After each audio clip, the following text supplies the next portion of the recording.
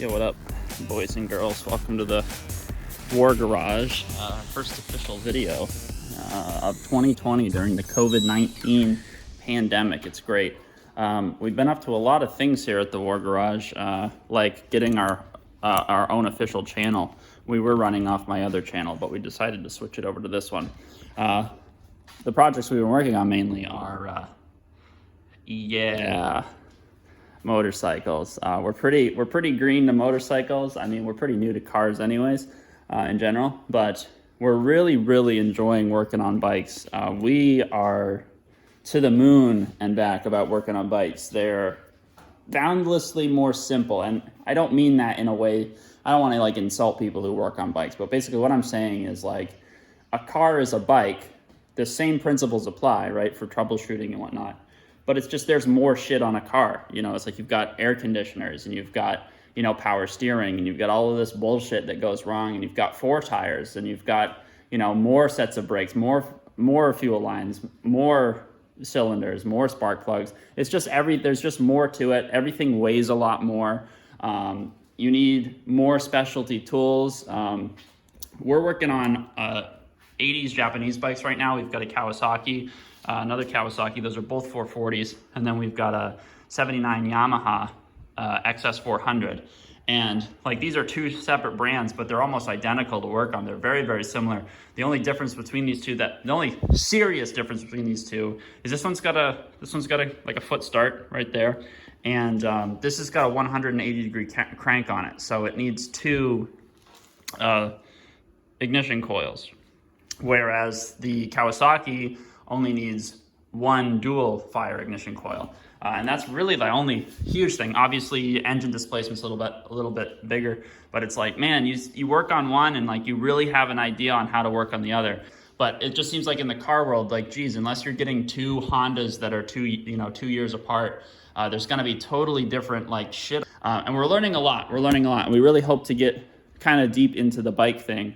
We really like to start doing a lot of bikes on the War Garage, and I think that's probably going to be a huge focus of the channel. I mean, we're still going to work on cars, but man, we've just had some pretty bad luck with cars. It's just every time we go to do something, you know, we'll look up guides, we'll look up videos like, hey, how to change your serpentine belt on this car, and you know, like serpentine belt, that's easy. You know, you watch the video, the guy gets it done in 15 fucking minutes. He's got a screwdriver and a pair of gloves. And he'll do it. And then we get up to do ours, and it's like, oh no, you've got to take all of these cooling hoses off, and you've got to do this. And then we're like, wow, okay, that's an extra step. That's kind of annoying. And then we do that, and then one of them's rusted to the frame. One of them's like rusted to the frame, or one of the mounting points is like busted, or you know, something happens. I mean, that's just the way cars are. But it was just getting really tiring. Like we couldn't catch a break. Like every time we tried to do something, it's just like even if it was simple, it was like something would come up.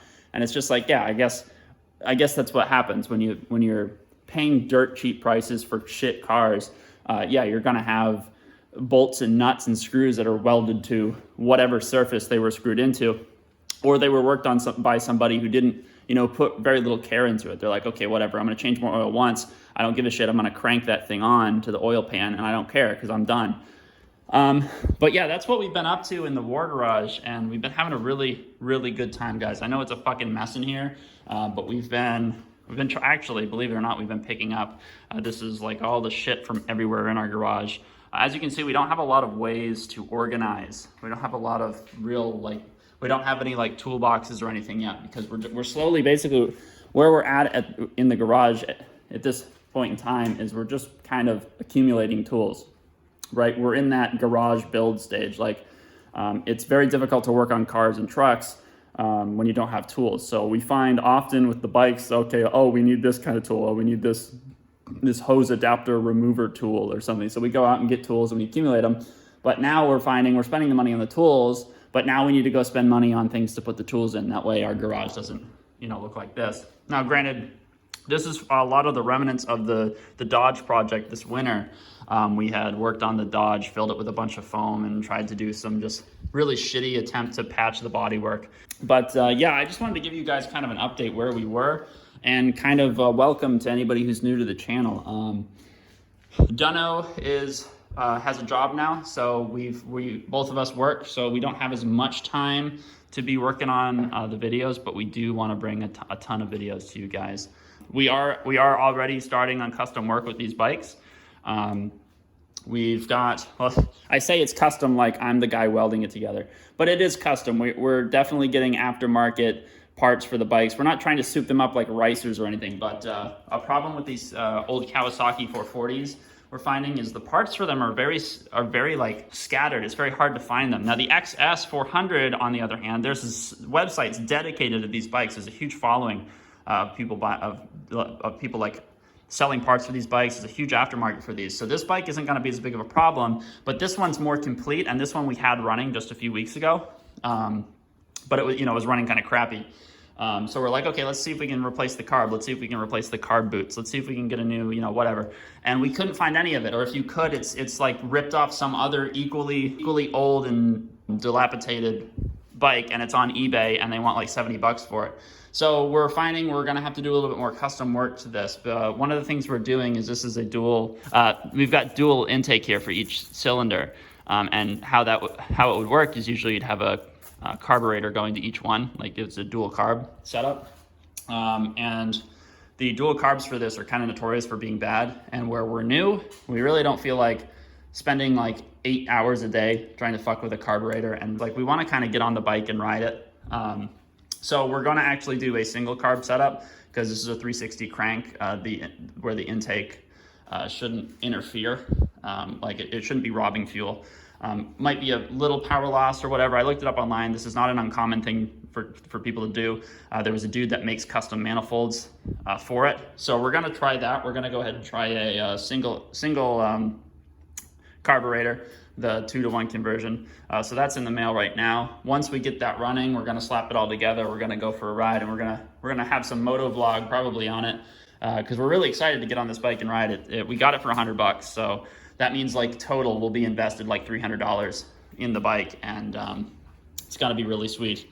This is Dunno's project. He's going to, this is his bobber project. He kind of stripped the whole bike down there. You can see the engine apart over there. Fucking cool looking bike. He wants to keep the suspension, so it's not like an official bobber, but it's like just the frame alone is looking really nice already.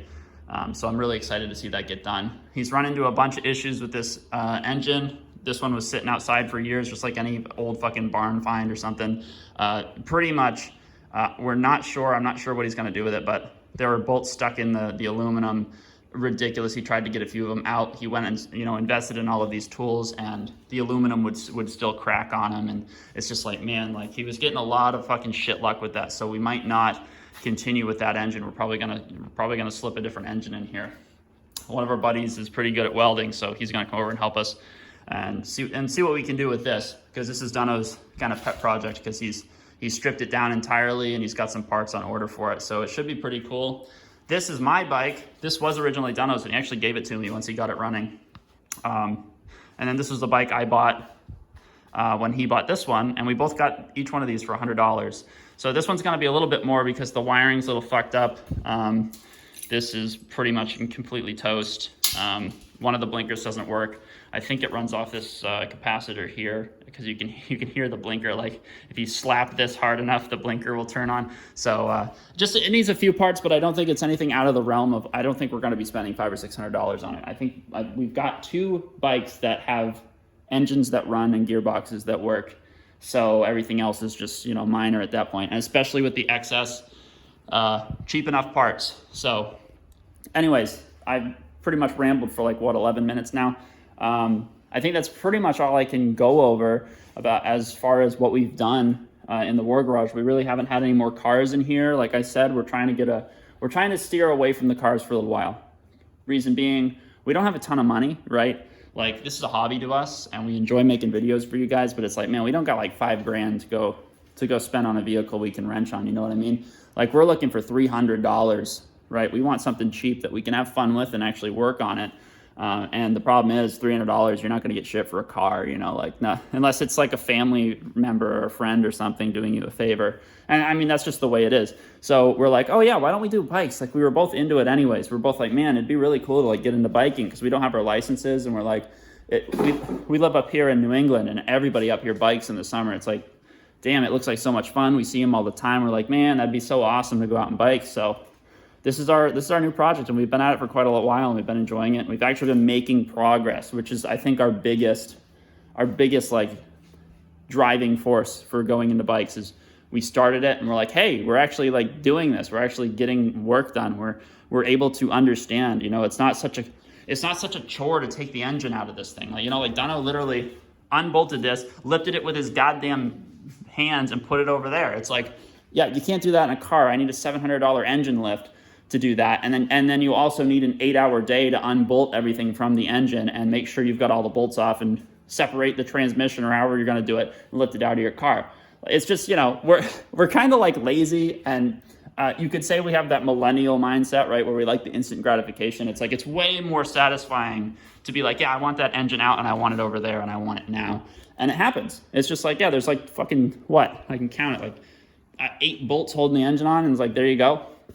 But that's just preference, guys. Don't get us wrong. We love cars. We'll probably work on them too.